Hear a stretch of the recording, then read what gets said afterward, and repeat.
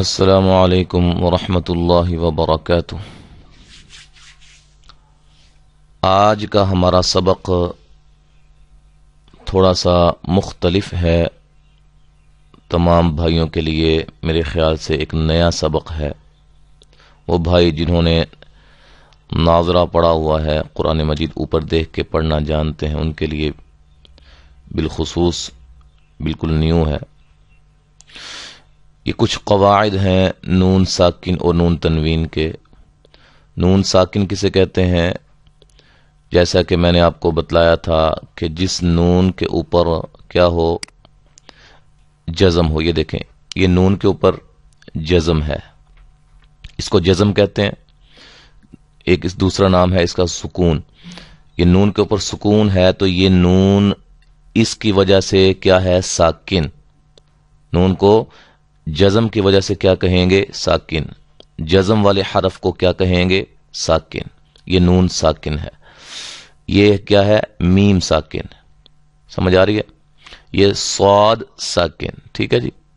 یہ نون ساکن، یہ بھی نون ساکن ہے۔ اسی طرح تنوین کسے کہتے ہیں؟ وہ بھی آپ نے پڑھا ہے کہ جس حرف پر دو زیریں، دو زبریں، دو پیشیں، دو زبریں، دو زیریں، دو پیشیں ہوں، وہ تنوین ہوتی ہے، اس کو ہم تنوین کہتے ہیں۔ اچھا، اب نون ساکن اور تنوین میں، نون ساکن اور نون تنوین میں کیا فرق ہے، اس کو سمجھنے کے لیے ہم جو ہے اس کو سمجھتے ہیں۔ دیکھیں، مین دو فرق ہیں بڑے بڑے نا۔ نمبر ایک، نون ساکن کا نون لکھنے اور پڑھنے میں آتا ہے۔ دیکھیں، حمزہ زبر نون ان، اب یہ نون لکھنے میں بھی یعنی کہ نظر آ رہا ہے کہ لکھا ہوا ہے، اور پڑھنے میں بھی نون کی آواز آ رہی ہے، ان، ٹھیک ہے۔ یہ دوسری مثال کو دیکھیں، جبکہ تنوین کا نون صرف پڑھنے میں آتا ہے۔ جیسے اب یہ دیکھیں مثال، حمزہ دو زبر ان، اب اس کی آواز بھی یہی ہے، ان، تو لیکن اس کا نون لکھنے میں نہیں آ رہا، صرف اس کا ساؤنڈ جو ہے، اس کی آواز جو ہے وہ ہمیں محسوس ہو رہی ہے۔ لیکن یہ جو دو زبریں ہیں، دو زیریں ہیں، دو پیشیں ہیں، یہ نون تنوین کی علامت ہوتی ہیں، اور ان میں نون کی آواز پیدا ہوتی ہے۔ نون اگرچہ نہیں ہوتی لیکن نون کی آواز پیدا ہوتی ہے، لہذا ان دونوں کے احکام یکساں ہوتے ہیں، ٹھیک ہے۔ ان دونوں کے قواعد جو ہے وہ یکساں ہیں، ایک ہی ہیں۔ دوسرا فرق کیا ہے؟ نون ساکن کلمہ کے درمیان اور آخر میں آتا ہے، جبکہ تنوین صرف کلمہ کے آخر میں ہی آتا ہے۔ یہ دیکھیں، یہ نون ساکن ہے، یہ ایک کلمہ ہے منکم، ٹھیک ہے جی۔ اب یہ نون ساکن ہے، یہ کلمہ کے درمیان میں بھی آ گیا، من اجل، تو اس کو یہ دو زیریں ہیں ادھر، لیکن ایک زیر میں نے ڈالی ہے صرف وہ کمپوزنگ کی وجہ سے۔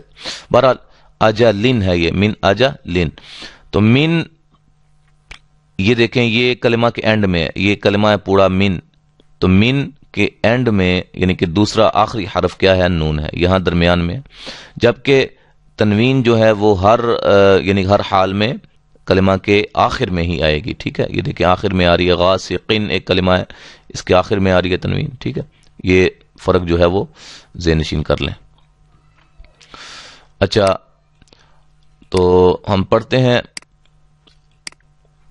یہ اخفا۔ اخفا کا مطلب چھپانا، آواز کو ناک میں چھپانا غنہ کرتے ہوئے، ٹھیک ہے جی۔ وہ آگے جا کے ہم اس کی تفصیل بھی پڑھیں گے انشاءاللہ، ابھی صرف جو ہے مختصراً۔ ہدایت نمبر 1 کیا ہے؟ جس نون پر جزم ہو اسے نون ساکن کہتے ہیں، ٹھیک ہے۔ با پر جزم ہو با ساکن ہو گئی، میم پر جزم ہو میم ساکن ہو گئی، ٹھیک ہے۔ اچھا، قاعدہ نمبر 1، نون ساکن یا تنوین کے بعد، دیکھیں دونوں کے قواعد یکساں ہیں، ایک ہی قاعدہ ان پہ لاگو ہوگا۔ نون ساکن یا تنوین کے بعد، نون ساکن یا تنوین کے بعد اگر یہ حروف، کتنے ہیں جی؟ 1 2 3 4 5 6 7 8 9 10 11 12 13 14 15، یہ 15 حروف جو ہیں کس کے بعد؟ نون ساکن یا تنوین کے بعد، ان 15 حروف میں سے کوئی حرف آ جائے نا تو وہاں غنہ کریں گے، آواز کو چھپا کر غنہ کریں گے۔ دیکھیں یہ دیکھیں، یہ نون ساکن ہے، نون ساکن کے بعد ان حروف میں سے کاف آ گیا ہے، ہم اس پہ غنہ کریں گے. منکم کیسے پڑھیں گے جی؟ اس کو منکم نہیں کریں گے، منکم. من کان، اس کو یہ غلطی اکثر کرتے ہیں قراء حضرات بھی، اکثر ان میں غلطی کر جاتے ہیں. من کانا پڑھتے ہیں، من کانا، اس کو من کانا نہیں ہوگا، من کانا من قبل. ٹھیک ہے جی. اس غنہ کو اخفا کہتے ہیں. غنہ ناک میں آواز لے جانے کو کہتے ہیں. غنہ کس کو کہتے ہیں؟ ناک میں آواز جائے گی. غنہ جب ادا ہوگا تو ناک میں آواز جائے گی، اور اس غنہ کی مقدار یعنی کہ اس کی جو ہے وہ لمبا کرنے کی، ایک غنہ کی لمبائی جو ہے وہ کتنی ہوگی؟ ایک الف کی مقدار کے برابر. ٹھیک ہے. ہدایت نمبر 2، نون ساکن اور حروف اخفا. یہ حروف اخفا جو ہیں، ٹھیک ہے جی، خواہ ایک کلمہ میں آئیں یا دو کلموں میں آئیں، ہر صورت میں غنہ ہوگا. اچھا جی. قاعدہ نمبر 2 ہے میم ساکن کے بعد، یہ تھا نون ساکن. اب میم ساکن آپ کو پتہ چل گیا ہوگا میم ساکن کسے کہتے ہیں، کہ جس میم پر کیا ہو؟ جزم ہو. تو میم ساکن کے بعد اگر با متحرک آ جائے، متحرک کسے کہتے ہیں؟ جس پر حرکت ہو. یہ دیکھیں، یہ نون پر کیا ہے؟ زبر ہے. زبر زیر پیش کو حرکت کہتے ہیں، اور حرکت والے حرف کو کیا کہتے ہیں؟ متحرک. ٹھیک ہے، سمجھ آ گئی ہے بھائیوں کو؟ نون کے اوپر کیا ہے؟ زبر. ٹھیک ہے. اسی طرح دال کے نیچے کیا ہے؟ زیر. زبر زیر پیش کو کیا کہتے ہیں؟ حرکت، اور جن حروف پر یہ حرکتیں ان کو کیا کہتے ہیں؟ متحرک. میم ساکن کے بعد اگر با متحرک آ جائے تو وہاں اخفا مع الغنہ کر کے پڑھیں گے، یعنی کہ غنے کے ساتھ اخفا ہوگا. ٹھیک ہے جی، یعنی کہ غنہ کر کے وہاں بھی ہم پڑھیں گے. جیسے ما لہم بہ، دیکھیں یہاں میم ساکن ہے، میم ساکن کے بعد کیا آ گیا؟ با متحرک آ گئی ہے، زیر والی با آ گئی ہے. تو یہاں ہم کیا کریں گے؟ اخفا مع الغنہ کریں گے، غنے کے ساتھ اخفا کریں گے. جہاں کہیں بھی پورے قرآن مجید میں میم ساکن کے بعد کیا آ جائے؟ با آ جائے، تو وہاں آپ نے غنہ کرنا ہے. یہ آپ بات ذہن میں رکھیں. ٹھیک ہے جی. ہجے کا طریقہ کیا ہے جی؟ یعنی کہ جوڑ کا طریقہ آگے بتلایا انہوں نے.